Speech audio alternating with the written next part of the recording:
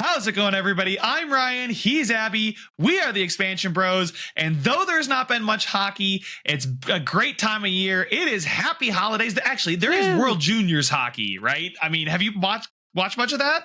I've been watching the Canucks prospects on Team Sweden go off. Shout out Willander, Pettersson, and Team Lekkerimäki. Sweden. I mean, the home crowd is such an advantage in the World Juniors, especially for European nations. I feel like Canada too, right? I feel like in the USA, like we get behind the juniors, but it's not like as big as when they host it in Canada or Sweden or Finland or whenever, something like those countries. The four of us were always vying for medal spots.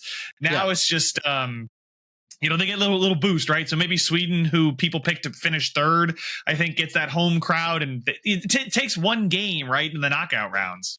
Yeah, I think Slovakia has been excellent so far as well. They've got all those prospects. They got that Minnesota prospect on them.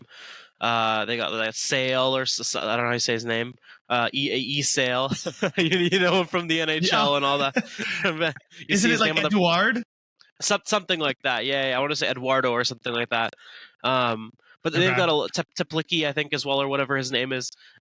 They've got some good prospects, and they've been exciting to watch. And I think Slovakia as a team, it's been, more recently that they've had like Slavkovsky and some more prospects kind of coming up. So I think with World Juniors looking good for them as well, we could see Boone and Slovakian hockey players. Obviously, we've had like Michael Hanzus, just to throw out a name.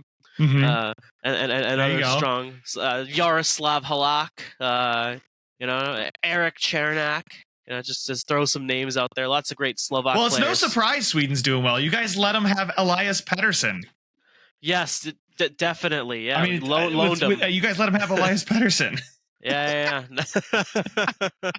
What the Sabres? I think we have like 7. I'm looking at a list right now. We have 7 players. Wow. We got Scott Rotzloff for Canada as a goalie. I don't think he's played at all. I think he's like a backup. But Matthew Savoy, I mean, hopefully he's got a good tournament. I think he registered 1 point in that 10-0 win over Latvia. Yuri Kulik doing great for Czechia. And then Anton Wahlberg, didn't hear much from him with Sweden. Noah Ostlund did score a goal in their 5-0 win over Germany. And Maxim Strabak, apparently it has looked pretty good. I haven't caught a game of Slovakia's yet, but Strabak apparently looked pretty good. So very exciting stuff on the future, on the horizon for our teams. Your team's doing a lot better right now than my team. That's for darn sure, even though, what'd you guys get? One win in the last 2 games since we last talked? Yeah, so we took on the Sharks and the Flyers. We'll start with the Sharks because I was lucky enough to be there in person. Thank you very much to my lovely cousin for giving me the tickets to go. I was hanging out with my nephews. Hey, you're only getting the best here on the Expanion Bros pod. You're only getting the best. We're there. I got half seasons. I get to wallow in misery. Abby gets to bang the glass and cheer for wins. It's there. No, definitely. It was a good game. Not the type of game I would like to see. I'm much more of if I'm going to the Canucks game, especially in recent years, I like the 2-0, 3-0 game, just because my boy's usually in net, so I don't want to see him letting goals. And he did let in 4 goals that game. I mean, fair. A bit bittersweet, but definitely more on the sweet side. 7 goals is a great performance. I think the last one was an empty netter from Hughes, but overall, I think what was talked about is the Canucks have been able to kind of have that proper fight back, right? Because the Sharks, especially after that really rough start, they're a no-quit team. They'll catch you off guard and take games from you that you weren't expecting to lose. And there was twice in the game they had the pushback. I think after they were down 2-0, they came back and tied it up. And then again, it became 4-3, 5-4. The Sharks are constantly pushing back, but the Canucks kept getting key goals, and I think they're the only goal scorers in the Sharks game as well, which we'll get to in a second. But that third line is just absolutely on fire. Garland, Dakota Joshua, Teddy Bluger. Fun fact, I met Teddy Bluger's family. Garland might be the best third liner. He makes $5 million. Yeah, sorry, so you go with your fun fact. Yeah. We need to hear about Teddy Bluger's family, all right? So I was there with my cousin, his wife, their kids, who are 6 and 4. And the 4-year-old, they're like these little hockey cards. I don't think I have them with me, but like they had like Demko and Besser and all these guys in them. And he shared some of them with the kids next to us, and they're all wearing Bluger jerseys. And it turns out it was Teddy Bluger's family. So I think it was his mom asked for like $3, so like one for each of the kids, and then she gave one to my younger nephew, and that was like super cool of them. I really appreciate that. If for That's any awesome. reason Teddy Bluger or your family is listening to this podcast, thank you very much. You made my nephew's night, so thank you very much for that. But yeah, no, Class. it's a very different Canucks team watching. I think I go back to one game. I think it was last year. You might remember. I think the Sabres had Craig Anderson in net, and they beat us 5-1. And the one thing I was sitting in the upper bowl, and the one thing that was repeated through the whole game was he's 41 years old, referring to Craig Anderson and the fact that we were losing to Craig Anderson, a 41-year-old goaltender who, looking back on it, may have been the best goaltender you guys had over the last couple of years. But the point being, we weren't getting much offense. I mean, yeah, no, you know what? It's interesting. Sorry to cut you off. Some of these players actually play really well into their old age. Craig Anderson, Joe Pavelski. I would say even Yager to some degree at the end of his career. A lot of these guys played really, really well into their 40s, which is traditionally when you try to dump those guys off and let them go to Europe or whatever. Yeah, right. And it's one of those things. It's like, okay, we signed Craig Anderson. The whole fan base was kind of like, throw your arms up in the air, like, that's cool, I guess. Like, neat. He's here to mentor. And then all of a sudden, I'm like, why isn't Anderson starting every game? Because he's absolutely, without a doubt, the best goaltender on the roster right now. Yep. Obviously, at his age, like, he can't play 3 games in 4 nights or something like that. Yeah. He can't do it. But with the way he performed, I mean, man, it's kind of sad that was our best. But hey, you get the job done, like you said. Yeah. You get it done. You do whatever you can, and you guys got it done against San Jose. Played a good game against Philadelphia. Didn't quite get it done there. That bang, bang, bang. Right? It was like Philadelphia scored 3 goals in like very quick succession, and that kind of put the nail on the shorty in there as well. Yeah, it wasn't a matter of like not playing well and not having fight. You guys played well, but I mean, I guess that's kind of what I've been talking about. You're going to have those games, right? When I'm talking about like the PDO regression, those of you that have been listening to the podcast, it's been a theme, with the Canucks this season, right? You guys are doing great with the save percentage and shooting percentage. It's going to normalize. Those games will happen, but as long as you can keep putting on like good performances, there's nothing to worry about. Yeah, I think we saw that regression in save percentage. Both Demko and DeSmith did not have the best outing save percentage wise over the last 2 games. Again, even though the Canucks won that first game, 4 goals against, and then another 4 goals against in the Flyers game. And like you said, it wasn't their worst performance, but I'm certainly not going to go praising it outside of the third line again, which Teddy Bluger goal, 7-game point streak for Teddy Bluger. Just let the good times roll, right? You guys, I mean, honestly, like, that's the thing though. Like, you guys have had the top end talent, but it's that third and fourth line that those shutdown pairings, the guys that get out there and you're not getting the doors blown off you, right? And if they can, like, that's kind of like bare minimum. Like, if you're even for me, like, goals for, goals against, analytics, whatever, as long as you're even and you're in the, you're eating up 13 to 16 minutes a night, cool, great. Then my top guys, who I can just let them ride, they don't have to play catch up. They can play with a lead potentially if you guys get a greasy one, right? It's that depth that really makes the great teams go, because it allows their top talent to play freely. Yeah, I think that's why I'm optimistic for us making the playoffs and doing some damage in them as well, is that we'll have that depth scoring, right? And I'm sure at some point this line's going to cool off. There's no third line that just like goes on a 50-game point streak, it just doesn't happen. But right, I'm confident that when we need them, they'll step up, and I think that's what's most important. And I think if the Flyers it's twice this year we've lost to the Flyers. John Tortorella, he just can't stop fucking us, man. It's just fucking my boy benched my boy in the Winter Classic. I never forgot. I booed him. Luongo mentioned Tortorella in his speech. I made sure when I was at Luongo's retirement ceremony for the Ring of Honor, I made sure I booed John Tortorella, even though he told us not to. Screw you, John Tortorella. Screw you. Piece of shit.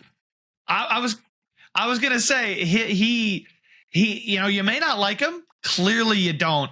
I don't. But he gets results. Like you know, that Philadelphia team last year, they had 75 points. I think they had like the fourth lowest. I think it was fourth lowest. I think it was according to DraftKings preseason point predictions. It was like San Jose, Anaheim, Columbus, Philadelphia. We're like or Chicago might have been down there too, but they're in the bottom 5 as far as like Vegas, what they thought their points would be. And you look now, and I mean, they're in second place in their conference. Yes, or not conference. I'm sorry. Excuse me. Division, right? They're in second place in the division, only behind the Rangers. They're tied on points with the Hurricanes. The Islanders are 1 point behind them. The Devils are 4 points behind them. So you may see things start to change, but we're 2 days away from the new year at the time of recording. Who would have thought the Flyers would be in second place in the Metro? Yeah, no, definitely. I have to concede that. I think Tortorella is definitely a coach that helps a team down on its luck, kind of get that spark in their step. You know, we saw it with Columbus. But I think we're going to see it again is that he's also one of those coaches that has a bit of a limited shelf life. It only works for so long, so maybe this will be great for 2, 3, even 4 years, but then eventually we're kind of going to see torts be torts. And eventually, when they need to be playing young players, he's going to be benching them and all this stuff. And it's fine right now. Again, like, it's worked really well. He seems to motivate them, and good for him. And I think that's them buying into his system. That's exactly what's helped the Flyers have such a season where they've done better than expectations. And I think Rick Tocchet, not to insert Rick Tocchet into it, but Rick Tocchet kind of talked about this. Any sort of system can technically work in the NHL as long as it's, like sound defensively and you have proper structure and, like you have a plan. Almost any system can work in the NHL. It's just about having the personnel that fits and buys in. So clearly, when you look at the Flyers team on paper, they don't look that bad, right? Like everyone predicted them to be horrible, but you got Carter the Hitman Hart and that. That's a good goalie, I think. You've got an okay defensive core. Again, any back on the up and up. Yeah, any decor with Rasmus Ristolainen is going to be a suspect in my opinion, but I think they're still solid. And you look at their forwards look pretty damn good. They look, I wouldn't say they're on the Canucks level, but certainly pretty like kind of similar structure wise, where they've got a good top 6 and then they've got some depth underneath it as well. It's not surprising to see them do well because of the coaching, but I don't think they'll be able to keep it up for many years. And even this year, I think we'll see a regression to some degree. I think we will, but I think they're definitely going to build on last year. I know all of a sudden we've got a Flyers segment on the pod, but but they've got decent players. They got Noah Cates and then Cutter Gauthier coming up. Michkov is coming at some point. Yeah, that's true. Right? Like they've got some like reinforcements coming to add to this current core, and it's a pretty decent core. It's playing well. I think they're capable of playing the right way in front of Hart to help him out. And I think they're capable of honestly making the playoffs. They've done well enough to this point in the season, right? This is the time when the points are easy to come by, right? When players who haven't quite come back yet from their off-season surgery or something like that, or teams are still trying to figure it out under a new coach, or teams just fired their coach after a slow. These are the times you can get the points, bank them up, so that when things get tough later in the season, you drop a close one. It's not going to kill you, So now is the time to get the points. And, to your point about Vancouver, if you guys don't make the playoffs, I'm going to be freaking floored. I'll tell you that much. You're talking about making the playoffs. I think you guys can make some noise in the playoffs. The question is, are you on the level of the top teams like your record says you are, right? Are you a Colorado? Are you a Vegas? Really, looking at the playoff picture, if it ended today, those are probably the only two teams that I'd say are bang on better than the Canucks. Yeah. With very little hesitation, I'd say those are the two teams. Other than that, I think you have a debate about the LA Kings. Can their goaltending still hold up? Yeah, definitely. Winnipeg. What is Winnipeg this year, right? They've got 44 points, sure, but what really are they? Dallas has taken a little bit of a step back, but they're a team that can get hot. But I still like Vancouver's complete roster, ability to score too. Arizona, young team. I don't think that you'd really struggle with them. And then Nashville, they're a fine roster, but they feel like the Flyers type roster to me, where it's a good team. Sure, you Good can make the goalie. playoffs, but nobody's picking you to win the cup, right? So Yeah. I think Vancouver right now is positioning themselves in a great spot. Now we'll see, right? Minnesota makes the playoffs. That thing makes things trickier. Edmonton makes the playoffs. That makes things trickier. But honestly, you guys are, even with those two teams, you guys are at least top 5 team in the West, and anything can happen. Yeah, nope. That's why I think they say hockey is the most not erratic. I forget what the term is. It's where things are based more on luck than skills. Sometimes. Yeah, random. Random. There's a term for it, but it's escaping me right now. But there's like a scale. It's like football's all the way on that side, and then basketball, and then hockey or whatever. But the point is, it's like what they say, right? Anything can happen in a series, right? All it takes is a hot goalie at the right time, or the right bounces, and an underdog can upset the President's Trophy winning team. I know that all too well as a Canucks fan. But I mean, look at what happened with Florida last year. They snuck in 1 point ahead of the Sabres and almost won the whole dang thing. Now they did run into the better team in Vegas for sure. Yeah. The hot goalie only got them so far. Boston's crazy season, maybe they burned out too much. I don't know. I'm not going to dissect last season, but like you said, Florida makes the playoffs, can make the Stanley Cup. It really, you never know, but I think you guys are positioning yourself well. I think you guys just need to keep doing what you're doing. I mean, I love to bring up points percentage. I know you guys are second in points, but when we talk about points percentage, you guys are still in 4th, right? So you guys are second in the conference, still looking very good. Wow, Vegas has been pretty cold lately. Well, I guess 5-5 isn't that but they've lost the last 2 before that. Yeah, so they're slipping up a little bit, but it's but you guys are right there, and it's really exciting because we'll have something to talk about in the spring on this podcast. Because looking at the Sabres, I don't think we're going to have much to talk about other than let's talk about the draft. Let's run the draft lottery. Well, I think trade deadline too as well. I'm gonna. Oh, yeah. No. Go ahead. I'm gonna run the draft lottery simulator. Okay. Never too early. Not even in the new year yet. But let's run the lottery.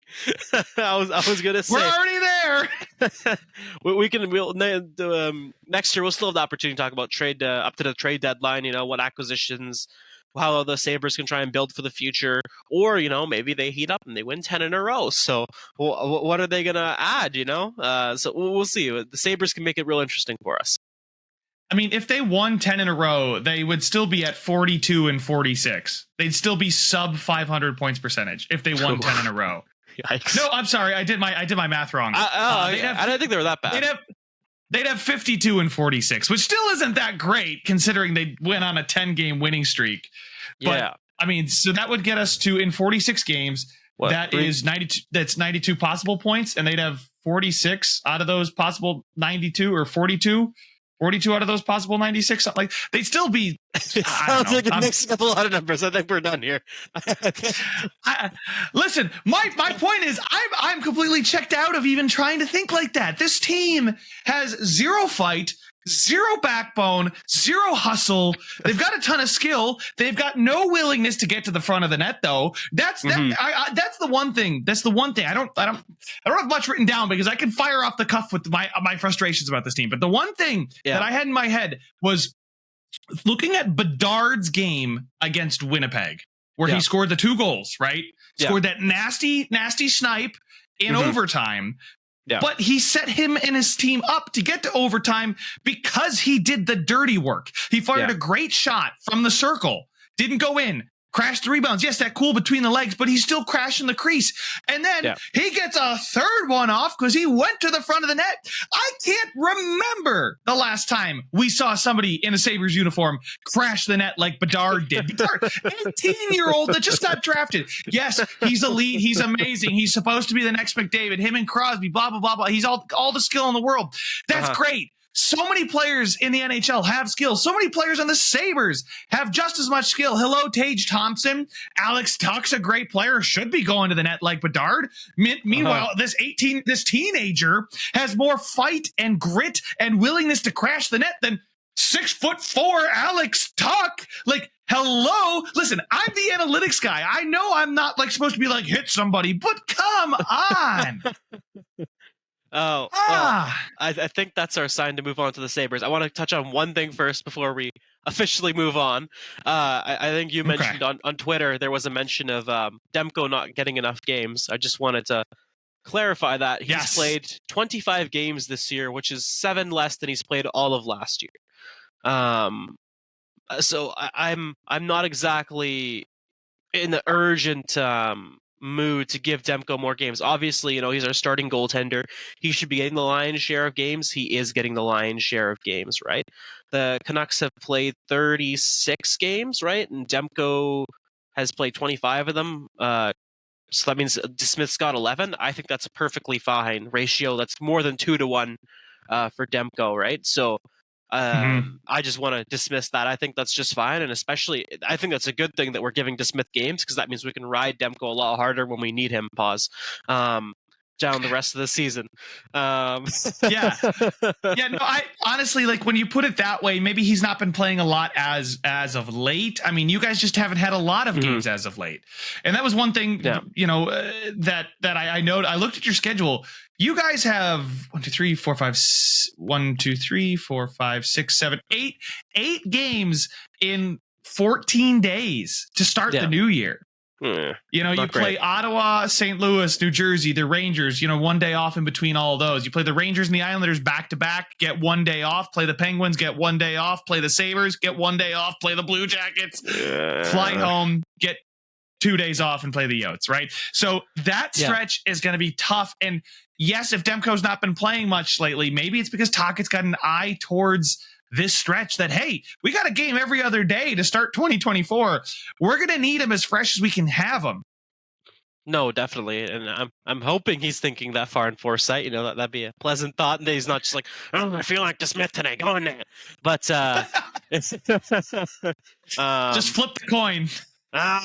Tails, it's Demko. It's heads. Go DeSmith. Shit. Yeah. But no.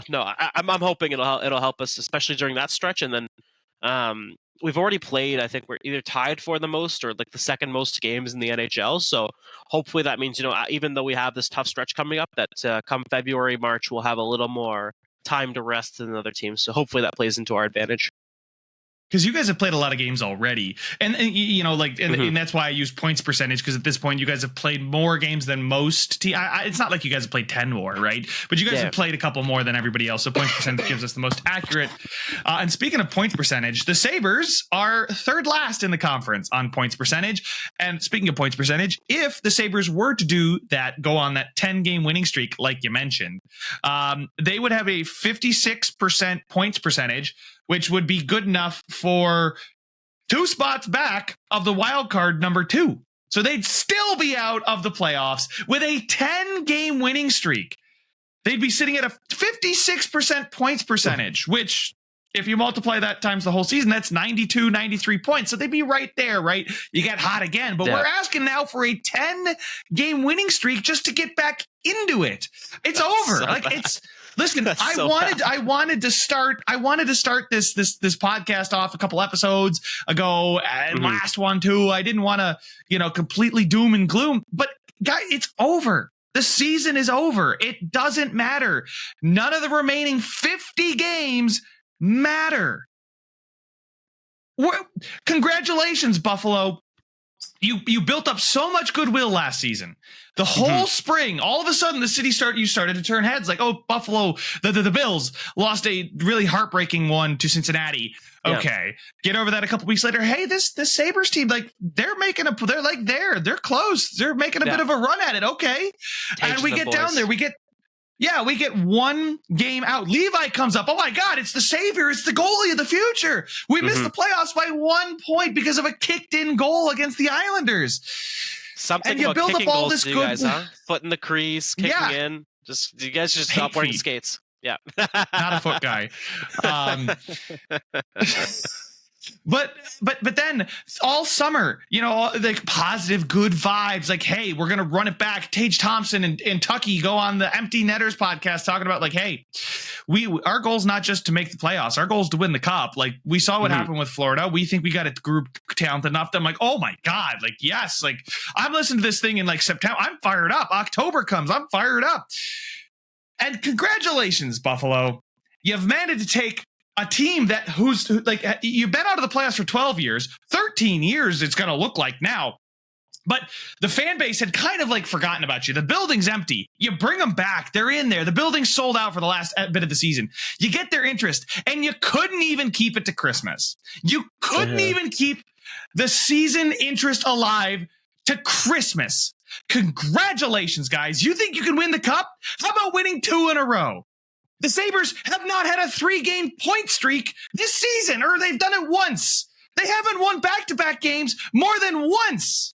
We're talking about they need a 10-game winning streak to make it to the playoff conversation. Are you kidding me? Oh, and Darlene is going to come out and say, oh, well, Donnie caught too much heat. I can't believe the fans would boo Donnie and chant fire him. So we really showed him. You know what you showed? You showed the Leafs that they don't have a goalie. You didn't show anybody that you could do anything. Oh, congratulations. You beat Toronto with Samsonov in net while you were flinging beach balls at him. He couldn't stop him. And then you bounce right back.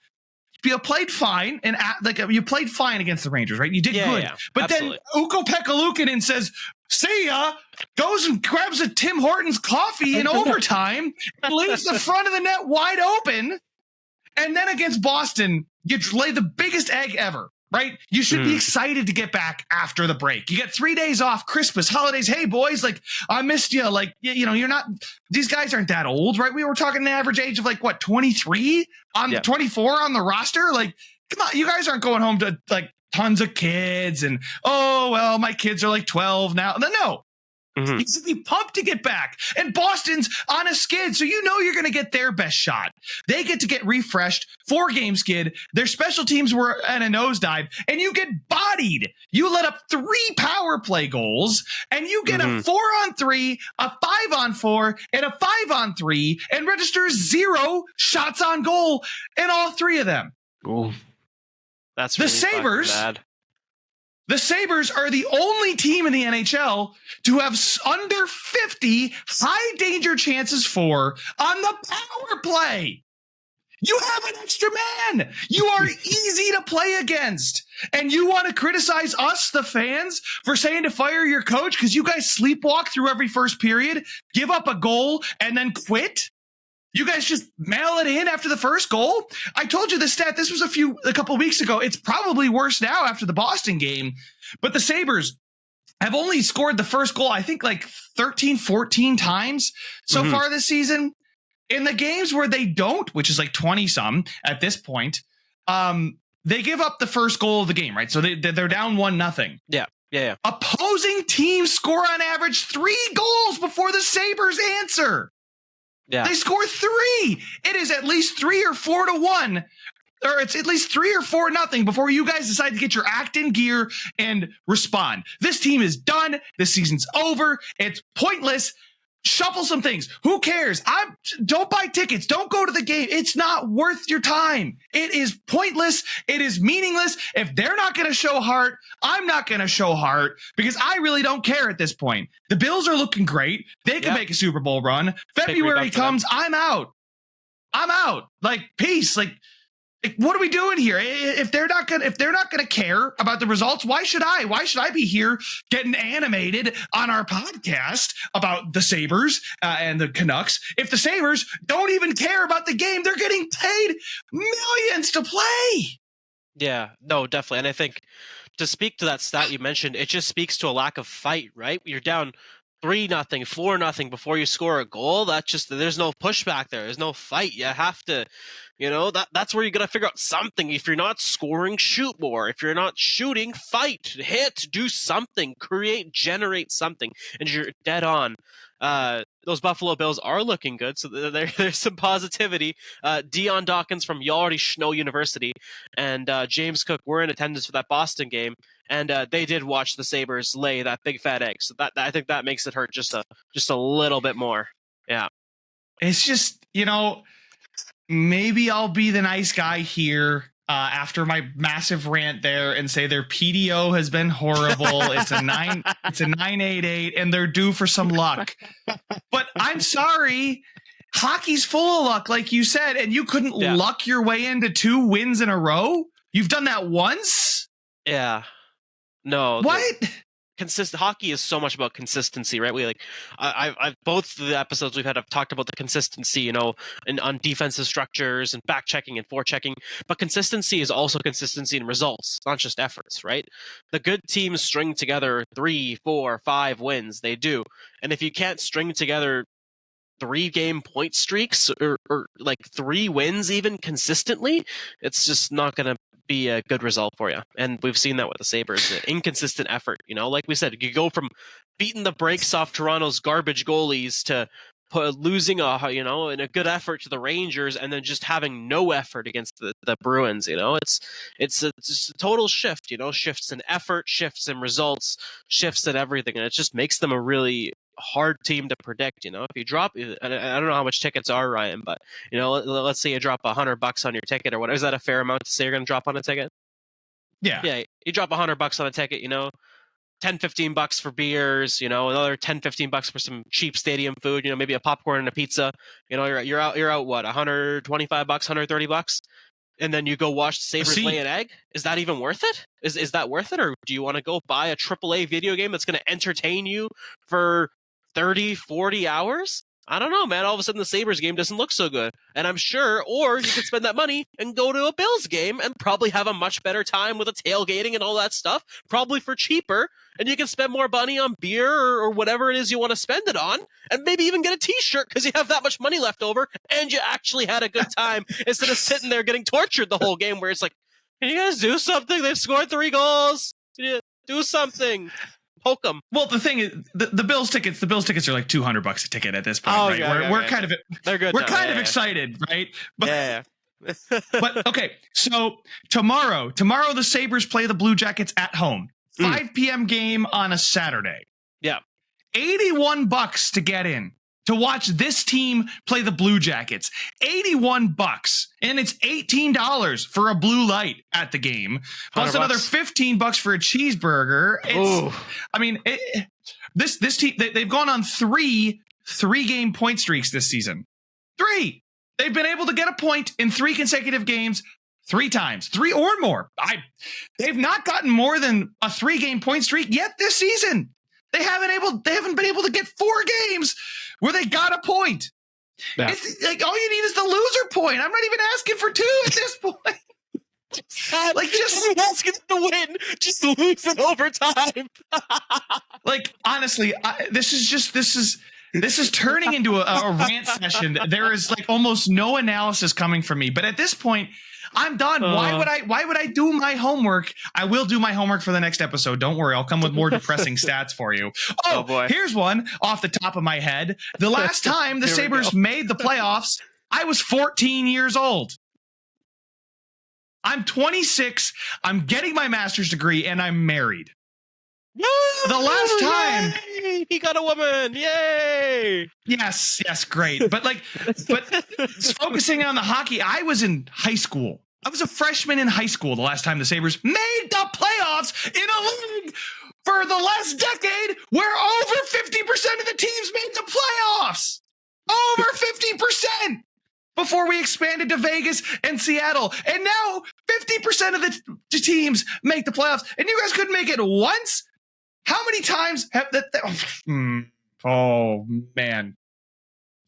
Okay, since the Sabres last made the playoffs, they have had over a 50% points percentage, over 50%, just one time. They've had 50% or better twice. That was the 48-game lockout season. They had 50% points percentage. And last season. Yeah. They've had under a 40% points percentage, 1, 2, 3, 4 times. Under 45, and we're talking 12 seasons. You're talking a third of the seasons you've had sub 40% points percentage. Those and are horrible seasons.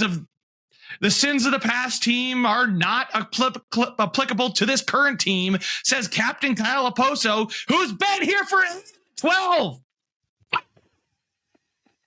It's on you, Kyle. You're part of the problem, buddy.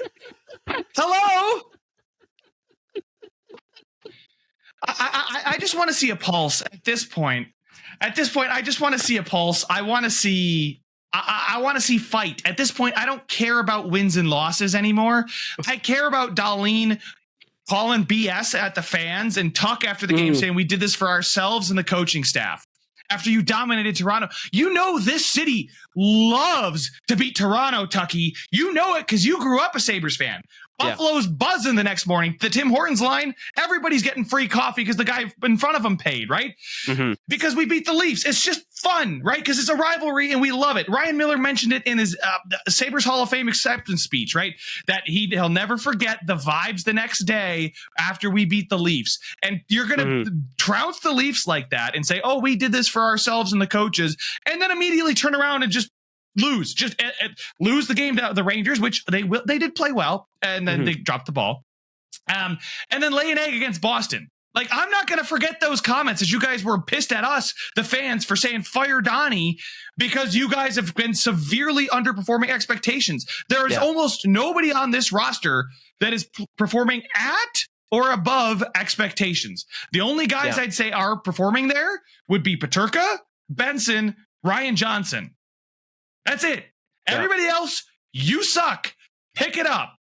No, I totally agree. Those comments were disrespectful to the fans, and I think for a group that cares so much, and we see it, I don't want to use the term Bills Mafia for the Sabres, but as much as you've seen, the Buffalo fans, they care a lot. They do great things. You guys have like those things where you guys like just start donating to other teams like charities and stuff. Like you're like a lot of teams' dream fan bases, and I think the Sabres are definitely taking you guys for granted right now. So that's I hope they get some introspection and realize they have some amazing fans who they've been torturing for years. Kyle Pozo. And I hope, you know what, it's tough right now because you guys are kind of in between. It's kind of how the Canucks were for a long time, where they weren't bad enough to get the best players. The Bedards, the Eichels, the McDavids, all these guys, right? Not to bring up the guy you guys did get, but right now you guys are kind of in that area where you're just like, you're not good enough to make the playoffs, but you're not bad enough to get the best players. So it's tough right now, and you need the right thing, whether it is firing Donnie Granato, or whether it is those minor deck chair swaps that get it going, kind of like it did with the Flyers, or whatever it is. You guys need something to change. So either you hit the rebuild switch, which honestly you guys just came off a rebuild, so I don't think you guys should do that, or you guys make some major big buys and acquisitions, or you shuffle the deck chairs and hope for the best until you find the right thing, and then you build from there. Listen, there are guys on this team that like I would get rid of, like Oposo, Olofsson, Gergensons. The Eric Johnson signing was great, but he should be in the press box coaching, not on the ice. The Clifton signing looks like a dud, right? There's a couple, but I mean, you look at the talent on the roster, there's no need to rebuild or retool because the pipeline is stocked. The roster has enough top six talent. Jack Quinn, Dylan Cousins, JJ Peterka, second line, top line of Tuck, Skinner, Thompson. That's fine. Then you've got Casey Middlestat, Jordan Greenway, Zach Benson as your third line. Okay, sure. Oposo, Krebs, another top 10 pick in the NHL draft, right? And then Olofsson, right? That is a forward core that should not be getting steamrolled every night it's out there. The defensive core, you got first overall pick Rasmus Dahlin, first overall pick Owen Power. You got Matthias Samuelsson, who looked like a good shutdown defenseman last year. Ryan Johnson, all of a sudden a former first round pick, is looking pretty good. They just recalled him from Rochester. Not sure we talked about that before we hit record, right? And then Connor Clifton, Yoki Haru's been fine. The goaltending situation, it's up in the air, but it's because they don't play the right way in front of the goalies. I think Levi, I think Tomry, I think UPL are all serviceable. We can make the playoffs with them. You see LA doing it with Phoenix Copley and Cam Talbot, who look terrible in Ottawa, another team that doesn't play good in front of their own goalie, right? Yeah. You can see these other teams do it because they play the right way. Granato, yes, instilled confidence, and these guys all of a sudden found their game. Now get a coach that can get them to play a game that wins. I'm sorry, but at this point, there's coaches that get fired for a lot less. Listen, I don't want to say we should fire Donnie just because, but there are coaches that get fired for a lot less than this. I think this actually, again, It's not a matter of rebuild, retool, needing more talent. It's getting the talent we have to play the right way. I mentioned, like, people want to say, oh, we need more Tom Wilsons on this team. It's like, no, you need Tage Thompson and Alex Tuck to play like they're 6'6". I know they're goal scorers, but then crash the crease. Connor Bedard, the 18-year-old, just did it, and he got rewarded. Like, there's plenty of examples, and I'm sure you have examples of guys that may not be the biggest, but they play big. Heck, Zach Benson is one of those guys. Zach Benson is always chopping at the bit. Those WHL kids, they're crashing the net, man. I'll tell you what, they love the crease. You need a greasy one so you can get a pretty one. You know, that's how it is. And it's just like, they're so easy to play against when you don't make it tough on the opposing team. Connor Bedard, 5'10", 185. Alex Tuck, 6'4", 220. But Bedard made a play that I haven't seen Tuck make ever. I shouldn't say ever, but at all this season. So I think I've ranted enough about the state of the Sabres, and maybe we can talk more. We'll see what the next week holds for us between then and now. If we go on a little bit of a win streak, maybe I'll come back with something more. Maybe I'll do some analysis of what needs to change, really. Like, what do I think needs to change? But for now, that's my thoughts on the Sabres. I don't know how much you have to add to that, Abby. I got a little bit. I think going back to your coaching thing, this very much reminds me of the Canucks, where we had Bruce Boudreau, who helped Kuzmenko score almost 40 goals, who brought that confidence. At the end of not last year, but the year before. Oh no, sorry, the year before. Kind of had the Canucks had that pep in their step, and they had a really good end to the season, and you thought, okay, they're going to carry this over into the new year or into the new season, right? Which they never do. They always tell ourselves that to make ourselves feel better, but they never do carry that over. And he got everyone confident in scoring, and then it just fell apart last year. Demko got hurt. We were playing Colin Delia as our starter at some point, and that was just sad. But the point was we needed someone who would get the confidence back, and Boudreau did that. But then after that, we were in the same stage as you are now, where we needed someone to bring structure and make them buy into a system and play it. And that's exactly what Tocchet did. So I don't know who that coach would be for you guys. It might be Craig Berube. He's a Stanley Cup winning coach. Maybe he's the guy. I don't think it'd be Jay Woodcroft. I think Woodcroft is more the similar style to Bruce Boudreau. Kind of the strong offense, and especially since he's left, Edmonton's defensive structure has been better. So he's probably not the guy for you guys. But Craig Berube, or I'm not sure who else is out there. Someone kind of like that, a veteran coach who can make sure the guys are hustling back on defense and getting into the dirty areas. And another example I'll give you.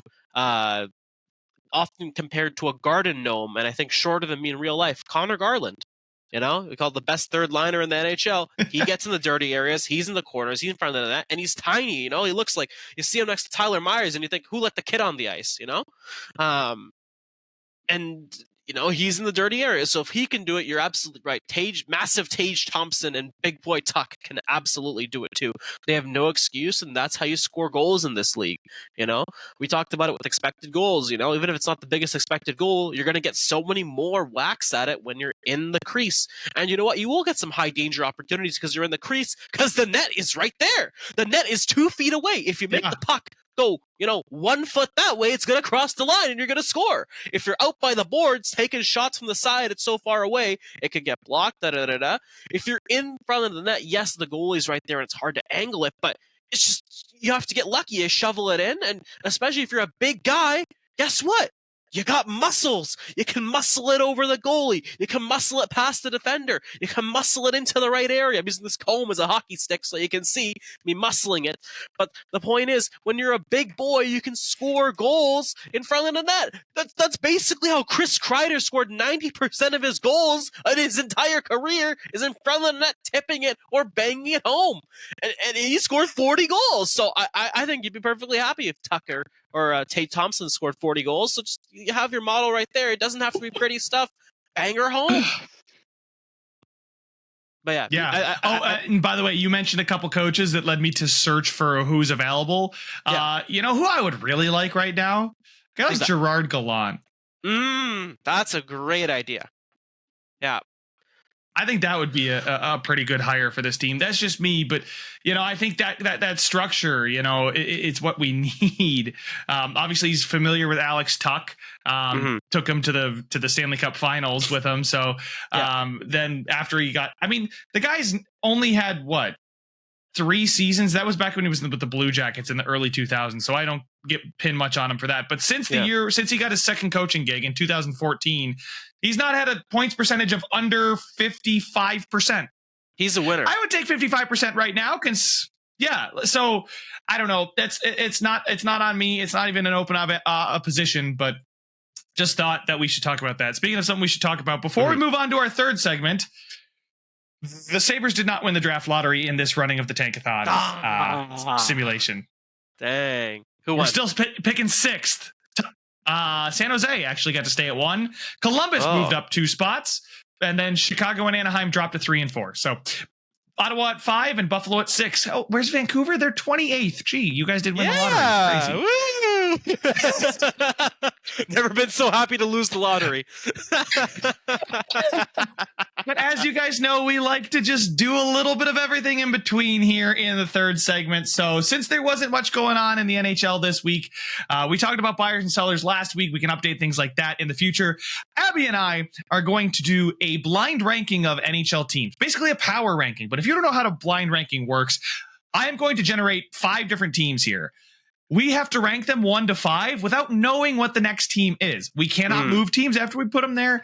And once they're there, right? So if I say the Sabres are at 1 and then all of a sudden the Canucks come up, I can't move the Sabres. So you live with what you say. So Abby, are you ready for the blind ranking of the teams? Yes, I'm ready. And if I make a mistake, get ready to get gaslit so hard. I'm going to justify this no matter how bad it is. I promise you. I can't wait. I want you to accidentally say Sabres at 1 and then just have to defend after my rant. Hey, Thompson is a unicorn. Don't you argue with me. He is a unicorn. But anyway, our first team on the list here are the Montreal Canadiens. Oh, those French Canadians. That's a tough one. I'm going to go number 4. See, I want to go 4 so I can save 5, but realistically, what are the odds that I generate another team that we get another team that's there's only a couple teams I would really put behind Montreal, right? I put Buffalo, Columbus, San Jose, Chicago, Anaheim. That's not. Ottawa would be in there too. I wouldn't put many teams, so I'm gonna put Montreal at 5. That's no slight to Montreal. It's just I'm trying to play my odds here that we're gonna get generate teams better. So okay, all right. So Abby, you've got the Canadiens at 4. I got them at 5. Our next team here is the Colorado Avalanche. Ooh, which I think you go first this time. I don't know, man. I'm gonna put him at 2. I'm gonna put the Colorado Avalanche at 2 because I love the Avs. McKinnon's sick right now, dude. He's on freaking fire. But I can definitely see myself arguing that there are a couple teams that I would be willing to put above them still on the list right now. There's a couple. There's not many. It's the same thing with the Canadiens argument, but I feel like I could argue 3, 4. Screw it, we're going 1. Colorado 1. Locking it in. Bang. There you go. Yeah, looking back on it, I might have wanted to do that myself, but I don't know. I just have a feeling. I don't have the list. I'm running a random generator over here, so I don't know what's next. I'm sure. But I think there's going to be that. I think there's going to be that one team that I just have to put at 1, and I want it to be there. All right. Next, we have the Winnipeg Jets. Oh, now this is a fun one. Because you've got 2 and 5 taken. So you got to pick between 3 and 4 here, I think. Oh, what? You don't think I'm going to put him at 1? Yeah, go ahead. No, I'm not going to put him at 1. Than Georgiev. Facts, but your turn. You're first this time. I get to stew on it. Okay. So see, I have 2 and 3, so I think I can't make a bad decision here. I'm gonna throw Winnipeg at 3. I'm going to follow your lead there. I don't want to put them at 4, right? Because there's some teams behind them that I think might be better than they are. But like I'm thinking, like if we get a Carolina, a Toronto, if one of those teams pops up, maybe I'd want to put them ahead of the Jets. But no, I think we're looking good right now. So I still have 1 and 4 available. You have 2 and 5. Yes. Oh, I hope the Canucks could become your blind ranking team at 5. Oh, that would be amazing. Oh, please no. Come on, give us the next Blackhawks. team is the Anaheim Ducks. Yes. 5. All right. Well, I got Anaheim at 4 then, because I'm not putting them at 1. Wow. Do you think the Ducks are so good? They're so good, aren't they? Hey, they're Zegers did a Michigan the other day. That's all I have to say. Zegers Scoper. He can twist his stick. Look at that. Zegers pressed the Y button. Look at him. He's so good at this. Yeah. All right. So you still have what, 2 left? You got number 2? And what do you have? I still have number 1 left. Okay. I still have number 1. Oh, here we go. Oh my God. This could be brutal. We're going to get Chicago. The Pittsburgh Penguins. Oh. Ouch. Oh, my list was so perfect. Damn it. Oh. Okay. My list was okay. My list was okay. I should have put Colorado at 1. I might have then put, if I put Colorado at 1, I would have had Winnipeg probably at 2. Mm-hmm. Maybe, I don't know. Maybe I overthought about how many good teams that we could possibly get. But what's your list? What was your final rankings? My final rankings were Colorado at 1, Pittsburgh at 2, Winnipeg at 3, Montreal at 4, and the Ducks at 5. I am happy with 3 or 4 of those 5 placements. Just Pittsburgh. Yeah, I you know what? Based on what we got, I would flip Pittsburgh and Winnipeg for you too. But you did better than I did. Whew. Listen, if we were doing this in the preseason, people might believe me a bit more. Now that we're almost halfway through the season, this list is not great. 1 is Pittsburgh, 2 is Colorado, but 3 is Winnipeg, 4 Anaheim, 5 Montreal. So listen, I slighted Montreal a bit there. I should have put them at 4. And I wasn't as aggressive with Colorado, right? I mean, we would have had the same list if I would have just done that, right? So I'm glad we have different lists. That was fun. I'll get like other things, probably like goal scorers, and I just get a list of all players or something like that. Find something like that. Goal scorers, assisters, goaltenders. That would be fun. I think you like that one. So definitely. I don't know. That's something for the future. That's all I have to say on this podcast. Abby, you got anything else for everybody? I just want to say, for those who celebrated, Merry Christmas, Happy Holidays, and coming up, Happy New Year to you all. This episode is going to drop on New Year's Day, so have a Happy New Year. Hope everybody partied hard, and you're listening to this one nice and relaxed after you had a great New Year. Can't wait to see you guys all in 2024. That's it for us. We're the Expanion Bros, and we will see you guys in the next one. Peace.